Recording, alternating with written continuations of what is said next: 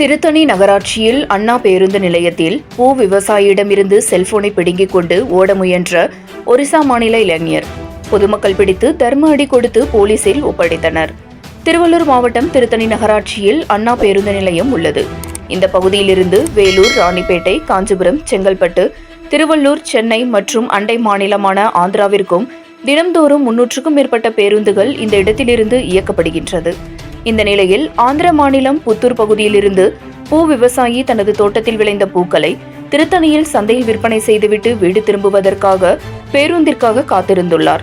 அப்பொழுது இளைஞர் ஒருவர் இந்த பூ விவசாயி கையில் வைத்திருந்த செல்போனை பிடுங்கிக் கொண்டு படு வேகமாக ஓட முயன்றுள்ளார்.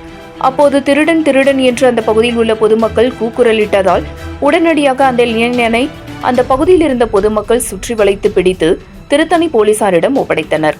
இப்படிப்பட்ட இளைஞர் குறித்து போலீஸ் தரப்பில் கூறப்படுவது, ஆந்திரா மாநிலம் புத்தூர் பூ விவசாயி பெயர் ரோசி ரெட்டி. இவரிடமிருந்து செல்போன் பறித்து சென்ற இளைஞர் பெயர் ஹாஜி நாராயணன், ஒரிசா மாநிலத்தைச் சேர்ந்தவர்.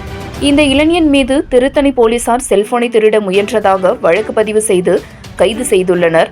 இந்த பஸ் நிலையத்தில் அவ்வப்போது பஸ் டிரைவர்கள் மற்றும் நடத்துனர்கள், பொதுமக்கள் ஆகியோரிடத்தில் பல செல்போன்கள் இந்த பகுதியில் திருடு போய் உள்ளது இதுவரை கண்டுபிடிக்கப்படவில்லை. மேலும் இந்த பஸ் நிலையத்தில் போதிய கண்காணிப்பு கேமரா இல்லை. பஸ் நிலையத்தில் ஊர்காவல் படை சார்ந்தவர்கள் மட்டுமே பணியில் உள்ளனர். போலீசார் பற்றாக்குறையால் பேருந்து நிலையத்தில் போலீசார் ரோந்து பணியில் இந்த பகுதியில் ஈடுபடுவதில்லை என்பது குறிப்பிடத்தக்கது. விடுபட்ட திருடனை காவல் நிலையம் அழைத்துச் சென்றதும் ஊர்காவல் படை வீரர்கள்தான் என்பது திருத்தணி காவல் நிலையத்தில் இன்றைய நிலை பெரிய அசம்பாவிதங்கள் நேராத வண்ணம் போலீசார் முன்னெச்சரிக்கை நடவடிக்கை எடுக்க முன்வரவில்லை என்று பொதுமக்கள் அதிருப்தியுடன் குற்றச்சாட்டை முன்வைத்துள்ளனர். 7 கிரைன் நியூஸ் செய்திகளுக்காக திருத்தணி செய்தியாளர் மணிகண்டன்.